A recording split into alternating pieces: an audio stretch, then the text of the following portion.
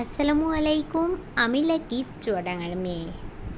আজকে আমি রান্না করব মাংস, আর এটা হচ্ছে খাসির মাংস। খাসির মাংস রান্নার জন্য এখানে আমি আদা, রসুন, জিরা আর ধনিয়া একসঙ্গে বেটে নিয়েছি। বাটার পরে সব বাটা মশলাগুলো দিয়েছি।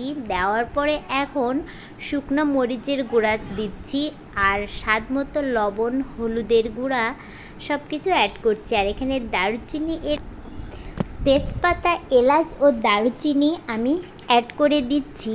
আর এলাচের যে ফল আছে ওগুলো হালকা একটু আমি জন্য, আর এই যে এলাচের ফলগুলো একটা একটা করে আমি ফাটিয়ে দিচ্ছি, যাতে এর থেকে যে একটা ফ্লেভারটা বের হয়। আর এখানে আমি রান্নার যে রেগুলার তেল, সরষা বা সয়াবিন, যে কোনো যেটা আপনারা ইউজ করেন সেই যে তেলটা দিলেই হবে। আর এখন হাত দিয়ে সব মাংসগুলো একটার সঙ্গে একটা খুব ভালো করে যেন মশলাগুলো মেখে যায়, তার জন্য আমি এভাবে হাত দিয়ে মাখিয়ে নিচ্ছি। আর হ্যাঁ, হাতে যদি সময় থাকে সেই ক্ষেত্রে কিন্তু আধা ঘন্টা ম্যারিনেট করে রাখতে পারেন।